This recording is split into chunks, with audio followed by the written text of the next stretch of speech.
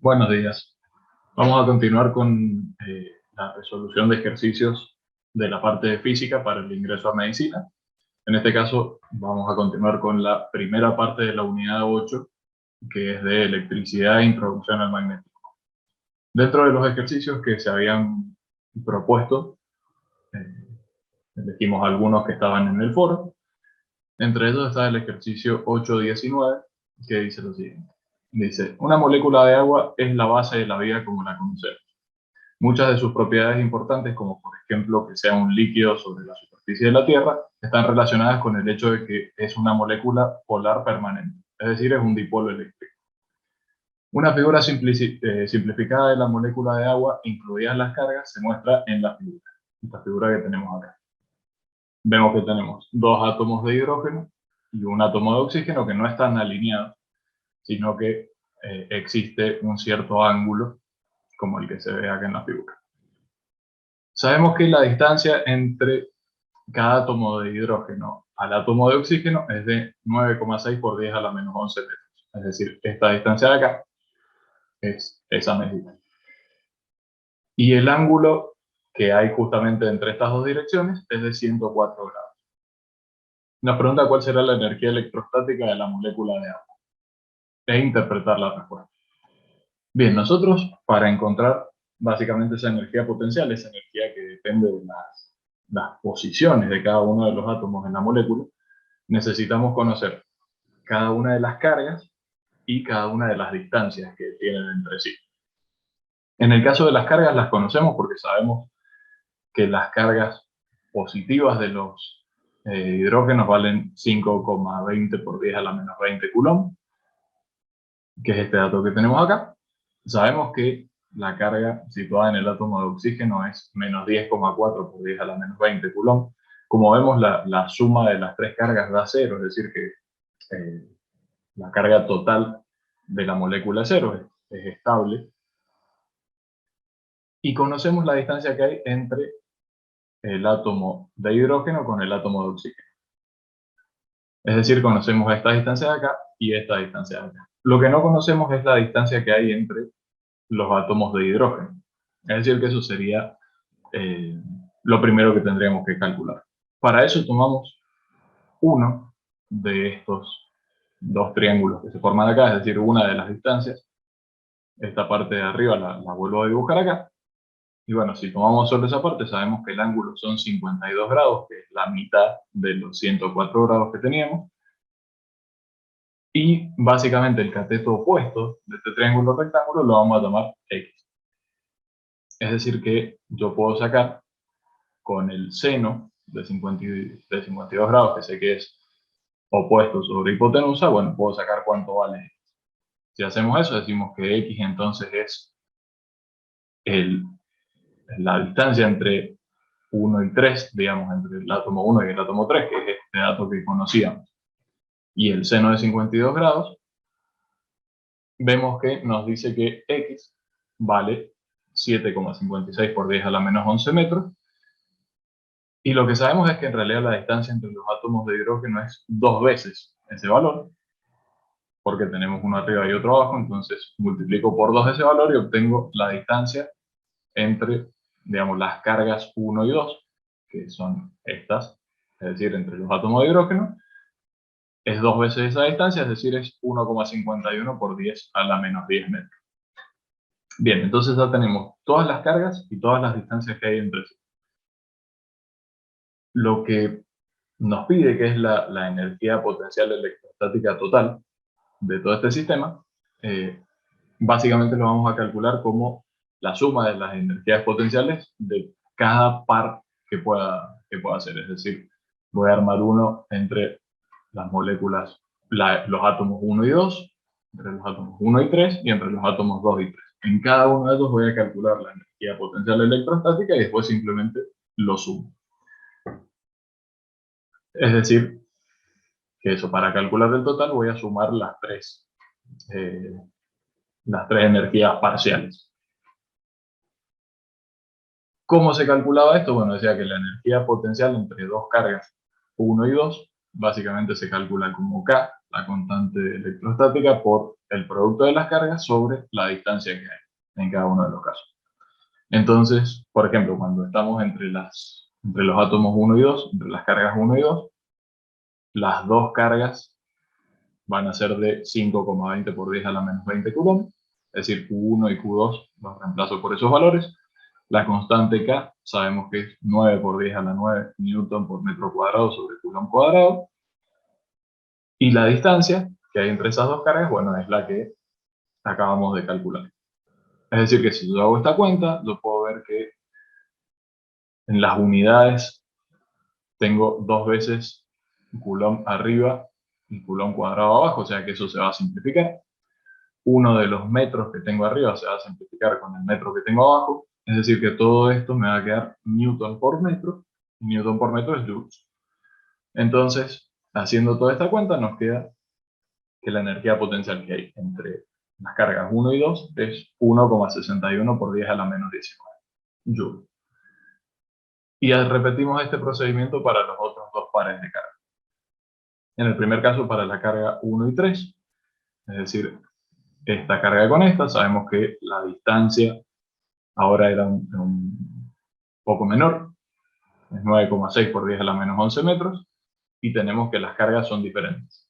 Es decir, que cuando reemplazamos, K vale lo mismo, la carga 1 es la misma que tomamos antes, la carga 2 ahora es distinta y es negativa, tiene signo negativo, la distancia entonces es la que la separa, y esta cuenta me da menos 5,07 por 10 a la menos 19. Es decir, me da negativa esa energía potencial. Cuando vuelvo a hacer lo mismo para las cargas 2 y 3, hago el mismo procedimiento y veo que me va a quedar el mismo valor que entre las cargas 1 y 3, porque de hecho, si analizamos, estas dos cargas son iguales y están a la misma distancia de la carga negativa. Es decir, que la energía potencial electrostática va a ser igual que la que obtenemos. Si volvemos a hacer la cuenta, vemos que volvemos a obtener menos 5,07 por 10 a la menos 19. Entonces, finalmente, la energía potencial total es la suma de estos tres valores. Yo tenía un valor positivo y dos valores negativos. Cuando hago toda esta cuenta, me termina quedando que la energía potencial total es menos 8,53 por 10 a la menos 19 joules. Básicamente, nos pide que interpretemos este resultado. Esta energía potencial total es negativa y nosotros sabíamos que eso, por la convención de signos que habíamos tomado anteriormente, sabemos que esto se corresponde con un trabajo positivo. Básicamente, este trabajo positivo lo que nos está diciendo es que para separar esta molécula, es decir, para romper esta molécula, para separar estas cargas, habría que realizar un trabajo sobre la molécula, es decir, que está en un estado estable, que la molécula, así como está, se encuentra estable, entonces hay que entregar la energía para poder justamente desarmarla, digamos. Pero bueno, finalmente la energía potencial, que es la suma de cada uno de los pares que sacamos, da este resultado. El siguiente ejercicio que tomamos es el ejercicio 869. ¿Qué dice este ejercicio? Dice: un protón se suelta desde el reposo en un punto A dentro de un campo eléctrico uniforme cuya intensidad es de 8 por 10 a la 4 volt sobre metros. Y está dirigido a lo largo del eje X positivo, como este caso que se ve acá. Tenemos, si tomamos el eje X positivo hacia la derecha, vemos que tenemos un campo en esa dirección y que es uniforme, es decir, que en todos los puntos en los cuales vamos a trabajar, el valor del campo va a ser siempre el mismo.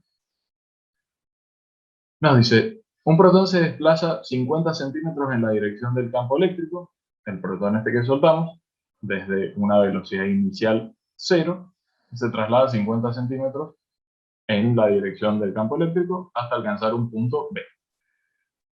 Nos pregunta cuál será el cambio de la energía potencial que sufre el protón y cuál es la rapidez con la cual llega al punto B.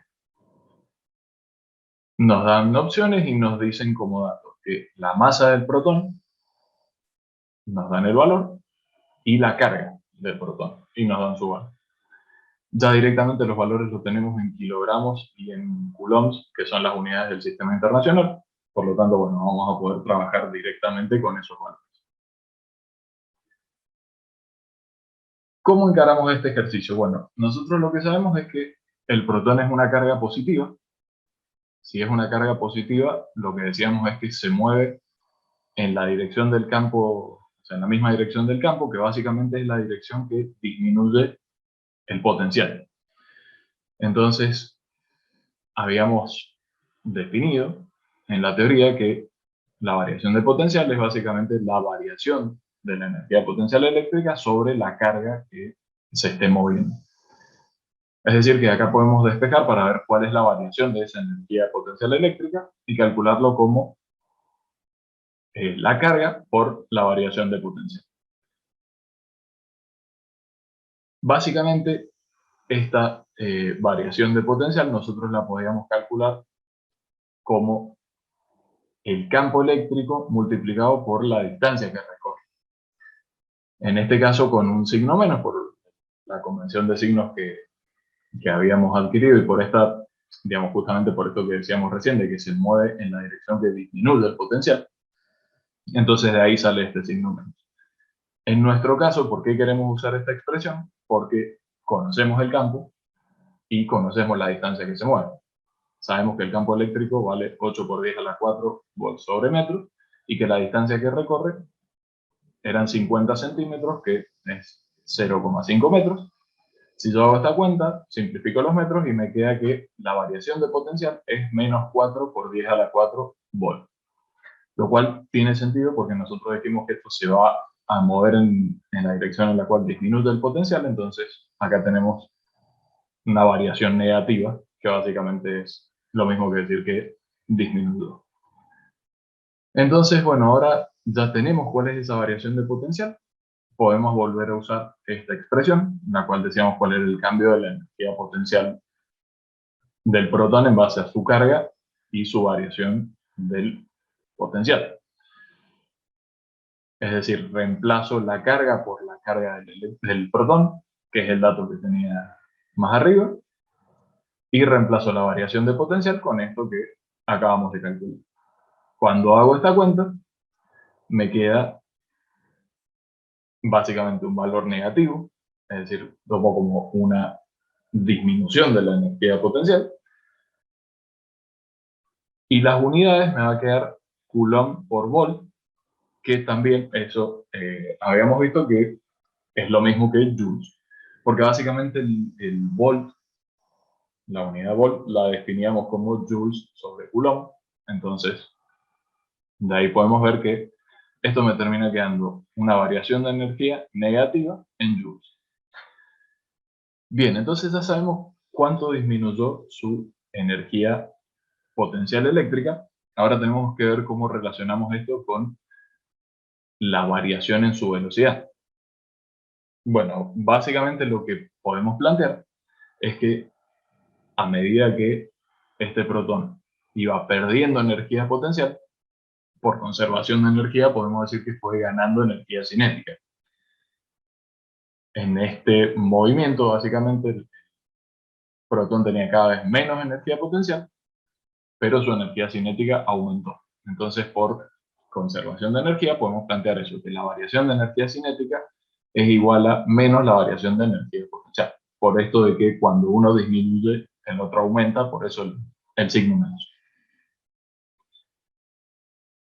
Si hacemos menos la variación de energía potencial, es básicamente este valor, pero positivo, porque menos con menos se me hace positivo. Me queda entonces que la variación de energía cinética tiene este valor, y yo sé que la variación de energía cinética es energía cinética final menos energía cinética inicial.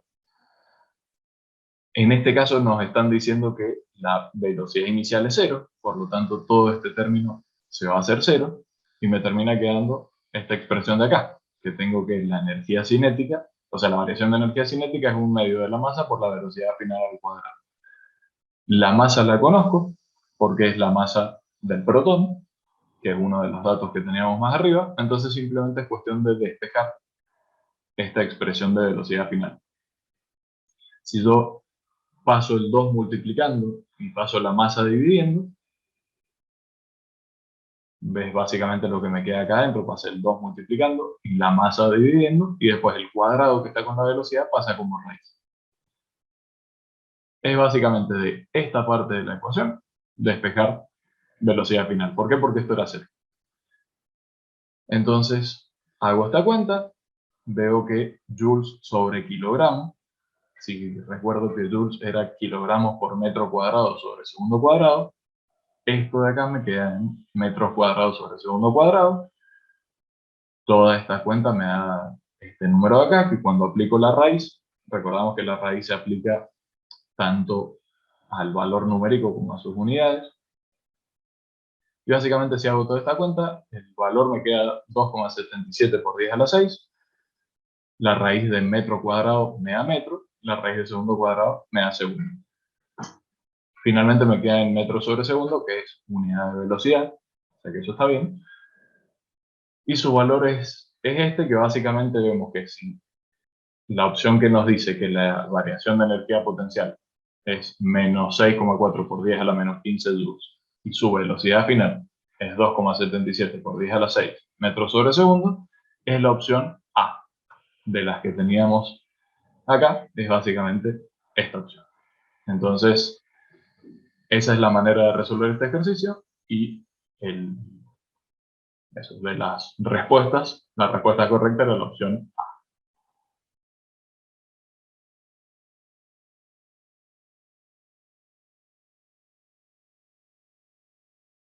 Bien, el siguiente ejercicio que vamos a analizar es el 873, que tenemos una situación como la que se ve acá, en la cual tengo una carga colgando, digamos, de alguna cuerda y que está sometida a un campo eléctrico en la dirección horizontal, que podríamos llamar X. Básicamente, esta carga se mueve hacia la derecha debido a eso, y suponiendo que queda en esta posición, nos pregunta cuál es el ángulo alfa con la vertical que forma la cuerda que sostiene a esta carga de 3 coulombs y de 2 kilogramos de masa, si se encuentra en un campo eléctrico uniforme de 4,9 newtons sobre coulomb. Entonces la situación es esa: yo tengo que sobre esta masa que tiene carga, tengo una fuerza que hace básicamente el campo eléctrico, otra fuerza que hace la cuerda, y tenemos su propio peso. Entonces la forma en la cual, si bien se puede hacer de varias maneras, la forma en la cual pensamos encarar este ejercicio es la siguiente.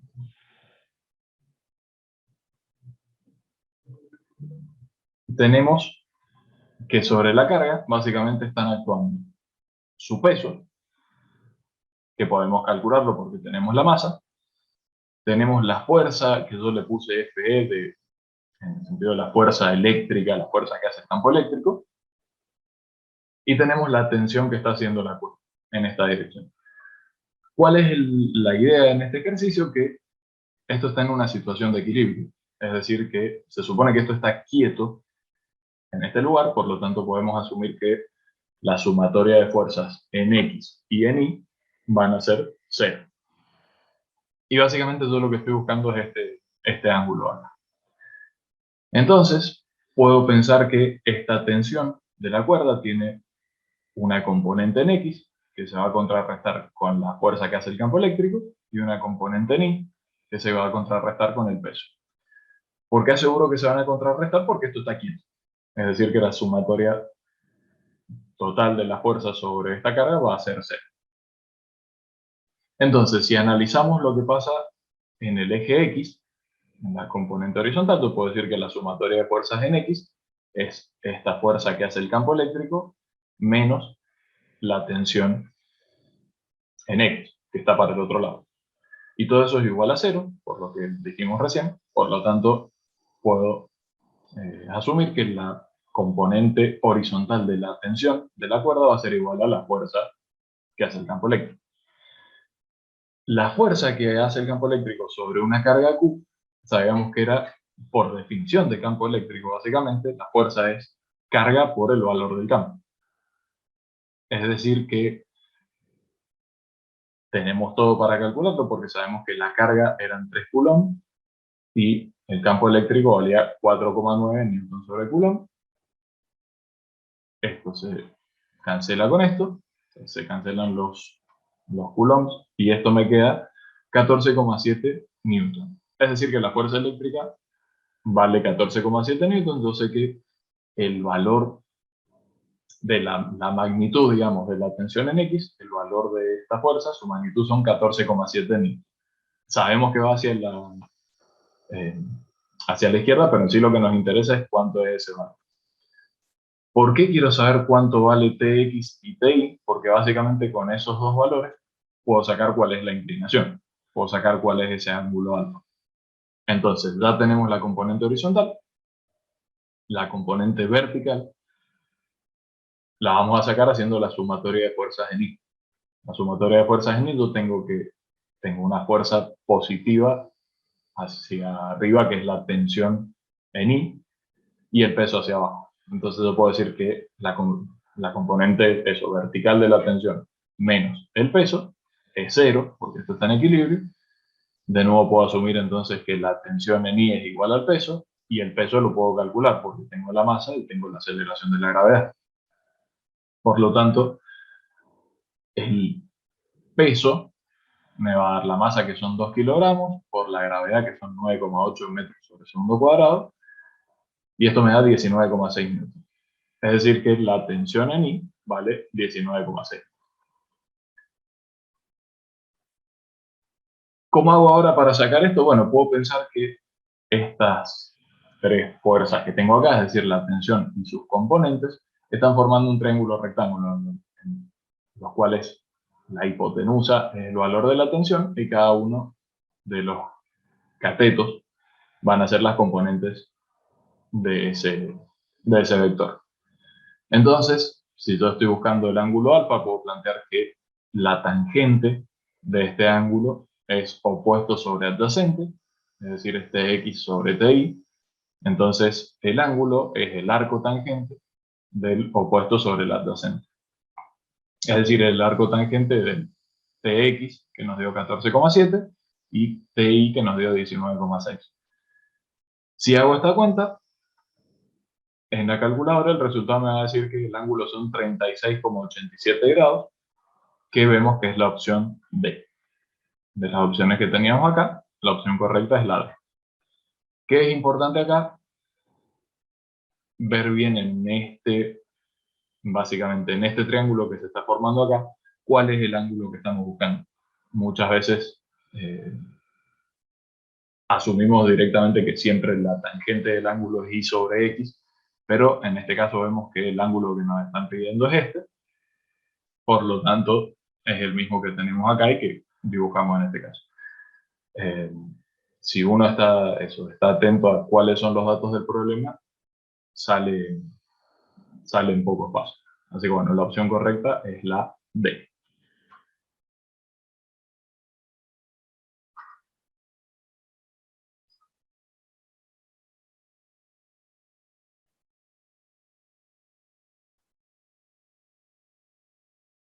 El próximo ejercicio que vamos a ver es el 877,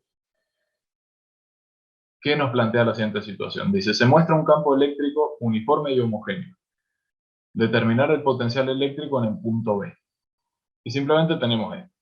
Tenemos un campo eléctrico uniforme, siempre está en la misma dirección, siempre en la dirección de X. Homogéneo, es decir, que en todos los puntos va a tener el mismo valor y esto no va a cambiar con el tiempo ni con la distancia que se muevan las cargas. Y básicamente lo que hacemos es, o sea, los datos que conocemos es que en algún punto A tengo un potencial de 600 volts y a la altura en la cual está el punto C tengo un potencial de 100 volts. Yo quiero saber cuál es el potencial en el punto B, el cual está a una cierta distancia horizontal de A y a otra distancia horizontal de B.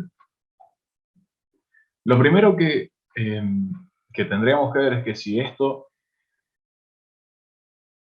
esta distancia vertical en sí no nos está importando porque básicamente el trabajo que va a hacer esta fuerza eléctrica, ¿no? Esto, si yo pusiera una carga en A y esto se moviera a través de la misma línea del campo eléctrico, al llegar a B, va a tener el mismo potencial que si yo estuviera a esta altura. ¿Por qué? Porque estos son básicamente líneas equipotenciales, son perpendiculares al campo, es decir, que en cualquier punto de esta línea va a tener el mismo potencial. Si yo pensara en una carga que se mueve primero horizontal y después vertical, veo que en la parte vertical, como el movimiento es perpendicular al campo eléctrico, ahí no voy a estar realizando el trabajo. Es decir, que la única parte que me interesa analizar acá es la parte horizontal. Si esta carga estuviera acá o estuviera acá arriba, es lo mismo. Lo mismo que la carga C, podría estar acá arriba. Entonces, a los fines prácticos, solo nos interesa la distancia horizontal que hay entre estos puntos. Es decir, la distancia en la dirección del campo. ¿Qué vamos a hacer? Bueno, vamos a plantear cómo sería la variación de potencial si yo pusiera una carga positiva que se moviera desde esta posición hasta esta posición. Es decir, que se moviera desde esta línea de potencial hasta la línea de potencial de B, que no sabemos cuánto es. Planteamos entonces primero el caso que se moviera desde A hasta B, entonces que la variación de potencial entre A y B se puede calcular como lo hicimos en el ejercicio anterior, como el valor del campo eléctrico por la distancia que se desplaza, con signo negativo. Estos son dos datos que en principio conozco, pero el campo eléctrico sé que es uniforme y homogéneo, pero no conozco el valor. Es decir, que esto termina siendo una incógnita. Sé la dirección, sé el signo que va a aparecer acá, pero no conozco su valor. ¿Qué vamos a hacer? Bueno, vamos a plantear que en sí la variación de potencial, al moverse por ejemplo, una carga desde A hasta B, siempre la variación la podemos calcular como el valor final menos el valor inicial. Es decir, que la variación de potencial también lo puedo pensar como el potencial en B menos el potencial en A. Entonces, de esta parte de acá, que vuelvo a escribirla acá abajo, sé que el delta X son 0,4 metros y sé que el potencial en A son 600 volts. Pero sigo teniendo dos incógnitas. No conozco el valor del campo eléctrico y no conozco el potencial en B, que es lo que estoy buscando. Voy a despejar de acá, simplemente voy a pasar el 0,4 metros dividiendo y vamos a tener esta expresión para menos el campo eléctrico. Ya vamos a ver por qué. Sigo teniendo dos incógnitas, entonces voy a tener que plantear alguna otra ecuación a partir del ejercicio y es similar a lo que hicimos recién, pero ahora suponiendo que la carga va desde B hasta C. Si tengo una carga que va desde B hasta C y me interesa solo su movimiento horizontal, vuelvo a plantear lo mismo de recién. Es el campo eléctrico por la distancia que se mueve, que también la variación de potencial la puedo pensar como final menos inicial. Entonces, esta expresión de acá, vuelvo a escribirla. Yo sé que en esa segunda parte la distancia son 0,6 metros, que es esto de acá. Y sé que el potencial en el punto C son 100 volts. Sigo sin conocer ni el campo ni el potencial en B. Pero ¿qué pasa si nuevamente estos 0,6 metros los paso dividiendo para la derecha? Me queda una expresión para menos el campo eléctrico. ¿Qué puedo hacer entonces? Si el campo eléctrico es uniforme y homogéneo en todo el espacio, yo puedo decir que esto es igual a esto, porque es el mismo campo, entonces menos el campo también va a ser el mismo. El menos lo dejé simplemente para no complicar los signos del lado derecho. Pero si esto es igual a esto, entonces yo puedo igualar todo esto con todo. Y es básicamente lo que estoy haciendo acá. Pongo lo que obtuvimos en la primera expresión, lo que obtuvimos en la segunda, y ahora veo que la única incógnita que nos queda es el potencial en B. Entonces, simplemente tendré que despejar. Ahora son pasos matemáticos. El 0,4 metros lo paso multiplicando Para la derecha, el 0,6 metros lo paso multiplicando para la izquierda. Hago distributiva, 0,6 por el potencial en B, menos 0,6 metros por los 600 volts. Hago la misma distributiva de este lado. El 0,4 lo multiplico por los dos términos. Esta cuenta me da 360 volts por metro. Esta cuenta me da 40 volts por metro. Y ahora, bueno, junto del lado izquierdo los dos términos que tienen la incógnita. Es decir, que este término que está restando pasa sumando. Este término que está restando pasa sumando al otro lado. De acá me queda que 1 metro por el potencial son 400 volts por metro. Paso ese metro dividiendo. Metro se me da con metro y veo que el potencial en el punto B son 400 volts. Es decir que es la opción D. De las opciones que nos daba el ejercicio, es la opción D. La clave acá fue justamente en armar un sistema de ecuaciones, ya que teníamos dos incógnitas, entonces necesitábamos sí o sí tener dos ecuaciones para poder obtener lo que estábamos buscando. Podríamos calcular cuál es el valor del campo eléctrico, porque ya lo tenemos despejado, pero en sí eso no lo pide el ejercicio. Directamente lo que hicimos fue despejar la incógnita que estábamos buscando y, bueno, obtuvimos que su valor son 400 volts.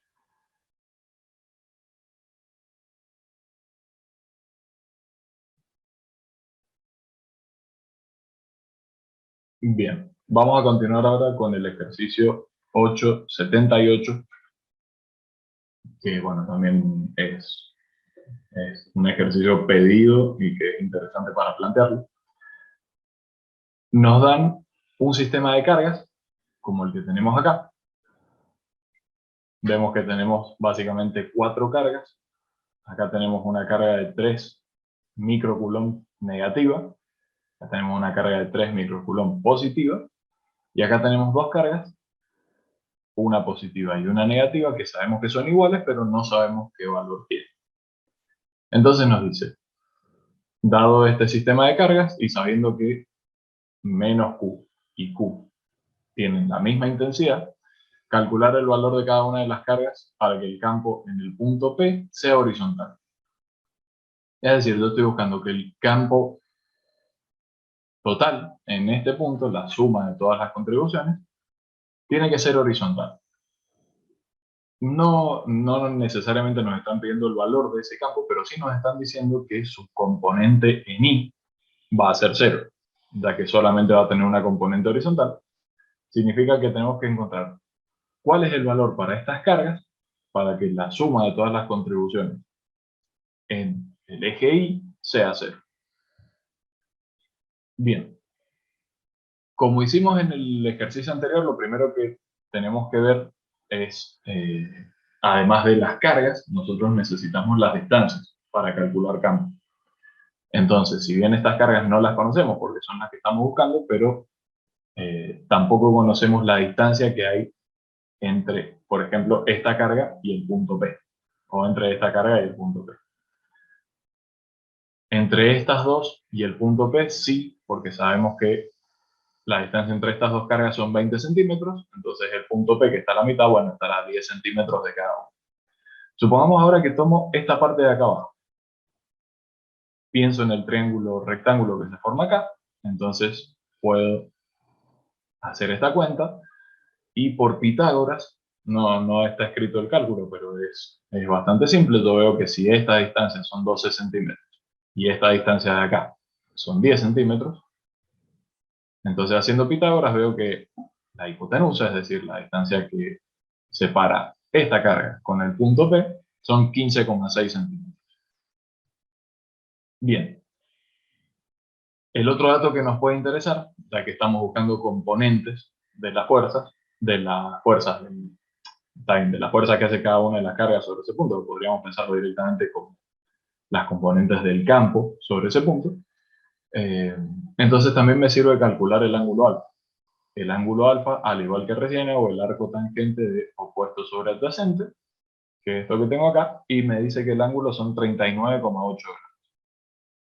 Entonces, bueno, este ángulo serán 39,8 grados, este otro también, porque sé que es simétrico, digamos, para estas otras cargas, entonces voy a tener acá la misma distancia y el mismo ángulo. Hay varias formas de encarar este ejercicio. Yo puedo pensar directamente en este punto, en calcular todos los valores del campo y calcular cada uno de sus ángulos. Es un poco lo que vamos a plantear, pero vamos a tratar de ver algunas cuestiones simétricas para simplificar los cálculos.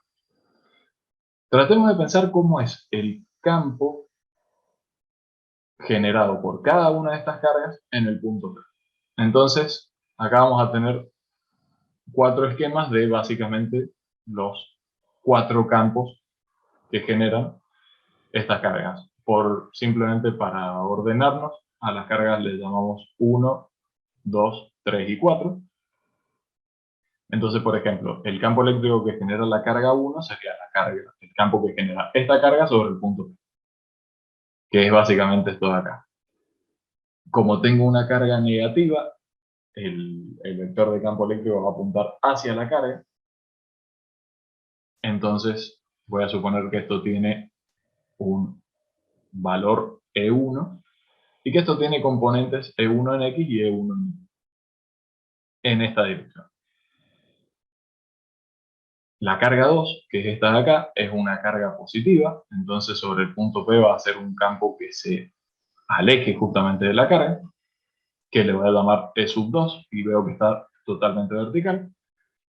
La carga 3 es una carga negativa, que con respecto al punto P entonces va a ser un campo que apunta hacia la carga, es decir, que el campo 3 también va a estar en dirección Y positivo.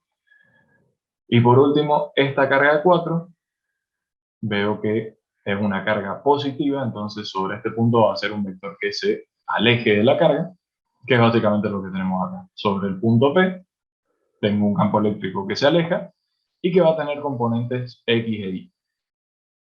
Lo que veo es que básicamente la inclinación que tiene el campo respecto a la componente en X es alfa. Y en este caso también. Por una cuestión de simetría, veo que es igual.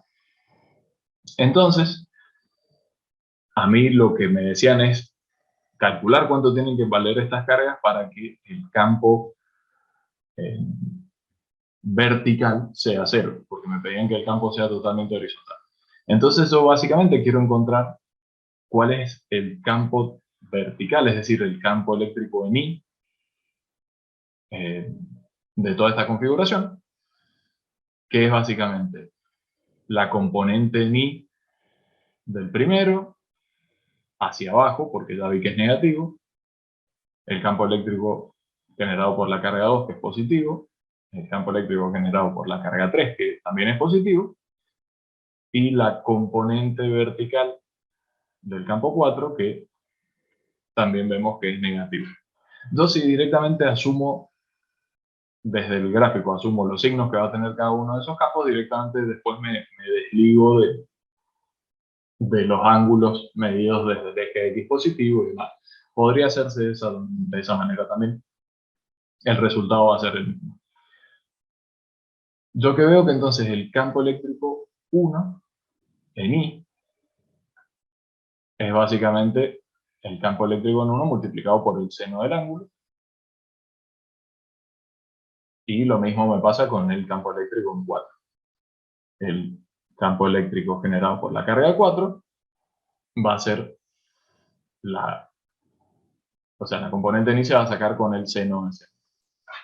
Bien, ¿y todo qué estoy diciendo? Entonces que las contribuciones de todos estos campos me tienen que dar 0. ¿Por qué? Porque en I no tiene que tener ningún valor. Entonces, bueno, ahora voy a calcular cómo es cada uno de estos campos, pero siempre sabiendo que la suma me tiene que dar 0. Yo sé que la forma de calcular el campo es básicamente la constante por la carga que está generando el campo sobre la distancia al cuadrado.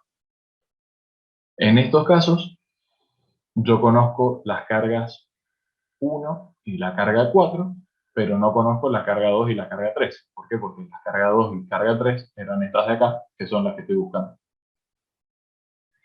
Entonces, bueno, planteo esto para cada una de las cargas, carga sobre, o sea, constante por carga sobre distancia al cuadrado, para cada uno de los casos. En este caso, carga 2, distancia 2, carga 3, distancia 3 y carga 4, distancia 4. Siempre las distancias con respecto al punto P, porque ese es el punto que estamos queriendo analizar. Para simplificar las cuentas, saco el valor de K, que está en todos los términos, lo saco afuera de factor común. Adentro me queda entonces carga 1 sobre radio 1 al cuadrado, por el seno del ángulo, que es esto. Acá me va a quedar carga 2 sobre radio 2 y carga 3 sobre radio 3, que yo sé que las cargas son iguales. O sea, si bien tenían signos distintos, pero eso ya como ahora ya estoy tomando directamente el campo y ya tomé la dirección, ahora me interesa el valor absoluto nomás de la carga.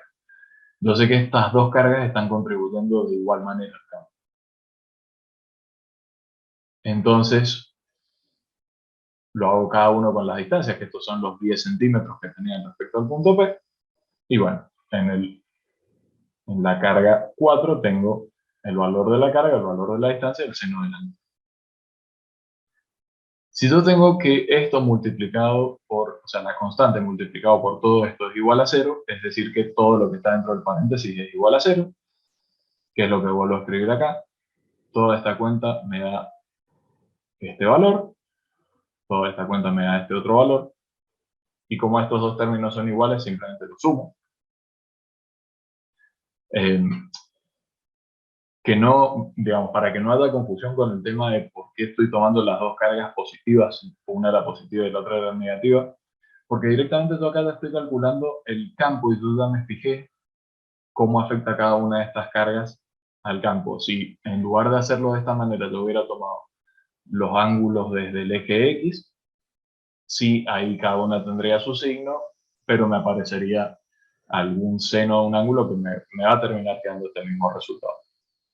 Si prefieren probarlo de esa otra manera, pueden hacerlo de una vez que el resultado es el mismo. Entonces estos dos términos los junto. Este término de acá con este término de acá son iguales, también los junto, me termina quedando este valor. Y ahora simplemente despejar el valor de Q. Este término negativo pasa positivo para el otro lado. Una vez que ya lo pasé, este 2 que está multiplicando pasa dividiendo. El 0,1 metros cuadrados pasa multiplicando. Es eso, es simplemente despejar Q. Si hago toda esta cuenta, veo que el valor de Q es 7,87 por 10 a la menos 7 coulombs. Y esta es una de las opciones que teníamos, que es la opción A. Si vemos entre las opciones que teníamos acá, es la opción A. Es el valor de Q, ¿por qué? Porque lo que estamos calculando es el valor absoluto, es la magnitud, digamos, de esa carga. Por eso me da positivo. La lógica entonces fue eso, en calcular cuál es el campo eléctrico que cada una de estas cargas genera acá y asumir que la suma de las componentes verticales es 0. ¿Por qué? Porque me pide que el campo sea horizontal. Entonces no tiene componente vertical y eso me termina generando esta ecuación que es la que nos permite llegar al resultado.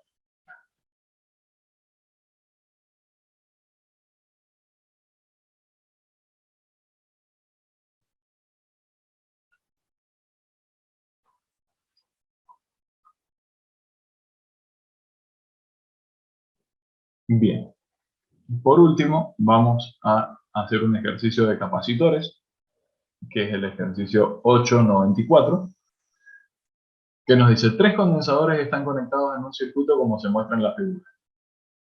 Es decir, así. Y dice, ¿cuál es el voltaje a través del condensador C2? Es decir, a través de este. Nosotros lo que tenemos acá es que tenemos una fuente de voltaje, que eso va a generar que haya una distribución de cargas que se acumula, digamos, en cada uno de estos capacitores. Y estos capacitores tengo estos dos conectados en paralelo y todo este conjunto conectado en serie con el capacitor C3. Tengo la capacitancia de cada uno de estos capacitores, que los tengo en microfaradios. simplemente lo convertí a Faraday para después poder hacer las cuentas. Pero bueno, entonces tenemos que encontrar el voltaje acá. Para eso lo que muchas veces se hace es, nosotros conocemos el voltaje que entra al circuito, entonces podemos querer calcular cuál es la carga total que se acumula en el circuito debido a ese voltaje. Para eso lo que hacemos es encontrar la capacitancia equivalente, que se le llama, es decir, vamos a tratar de analizar todo este sistema como si esto fuera un solo capacitor. Pero lo que necesitamos entonces es ver cuánto vale la capacitancia de justamente de ese capacitor equivalente para poder calcular la carga y bueno, seguir con la cuenta. Lo primero que hacemos es decir, bueno, estos dos capacitores están en paralelo. Lo que habíamos visto es que si dos capacitores están en paralelo, sus capacitancias se suman. Entonces yo podría encontrar un solo capacitor que vamos a llamar C12, que su valor es básicamente la suma de sus capacitancias. C12 entonces es C1 más C2. Tengo los valores de C1 y de C2, entonces sé que este capacitor C12 debería valer 0,3 microfarads. Si vale eso, el sistema, estos dos sistemas son equivalentes, es decir, la cantidad de carga que se va a acumular es la misma. Ahora nos quedaron dos capacitores en serie. Nosotros sabemos que si tenemos dos capacitores en serie, la forma de encontrar la capacitancia equivalente es haciendo con las inversas de la capacitancia, es decir, que 1 sobre la capacitancia equivalente es 1 sobre la capacitancia de uno de los condensadores más 1 sobre la capacitancia del otro. En este caso conozco los valores porque sé que esto vale 0,3 microfarad, que es lo que calculamos acá. El C3 valía 0,6 microfarad, y si yo hago esta cuenta, veo que esto me da 5 por 1 sobre microfarad, porque las unidades me quedaron en el denominador. Entonces, si yo de acá básicamente despejo la capacitancia equivalente, veo que esto es 0,2 microfarad. Si hago esta cuenta, básicamente tendría que pasar esto multiplicando y esto dividiendo para el otro lado, y bueno, me termina quedando un quinto, que es lo mismo que 0,2. Es decir que todo este sistema acumula la misma cantidad de carga que si yo tuviera directamente solo este capacitor de 0,2 microfarad. En este sistema entonces puedo calcular cuál es la carga, porque nosotros sabemos que el voltaje es la carga acumulada sobre la capacitancia. Si tenemos un sistema con un solo capacitor, esto se calcula así. Entonces, la carga la vamos a calcular como el voltaje por la capacitancia, en este caso la equivalente, que es la que acabamos de calcular. Hago los 12 volts que están ingresando por esa capacitancia, directamente la pongo en Faraday para que el resultado me dé en coulombs. Y me dice, bueno, la carga acumulada, entonces son 2,4 por 10 a la menos 6 coulombs. Volvamos entonces, ya tengo la carga total acumulada, volvamos entonces al sistema original. Y nosotros lo que vemos es que para esta batería, digamos, para esta entrada de potencial, el potencial entonces entre este punto y este punto va a ser el mismo que entre este punto y este, pero acá al tener dos sistemas, digamos, que están en serie, no van a tener la misma diferencia de potencial acá y acá. Yo lo que puedo asumir, a ver, yo quiero saber la diferencia de potencial en C2. Yo sé que como estos dos capacitores están en paralelo, el voltaje que va a tener este capacitor es el mismo que este. Es decir, que la diferencia de potencial acá y acá va a ser la misma, pero no va a ser la misma que con respecto a este porque está en serie. Entonces lo que puedo hacer es calcular cuál es la caída de potencial que tengo en este capacitor, y entonces eso me va a decir cuál es el potencial básicamente entre estos dos puntos, y con eso ya tengo el potencial que tengo sobre C2. La idea entonces es calcular la caída de potencial que tengo en este capacitor, en C3.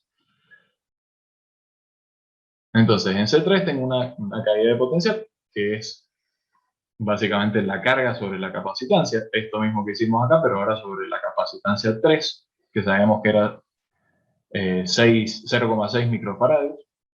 Si hago entonces la carga total sobre esa caída de potencial, veo que esto me da voltaje de 4 volts. Es decir, que de los 12 volts que están saliendo acá, 4, digamos, se consumen, o se pierden, digamos, se los tengo que restar por la presencia de este capacitor que está en serie. Entonces, básicamente, acá van a ser los 12 volts menos esa caída de potencial, es decir, que 12 volts menos 4 volts me va a dar 8 volts.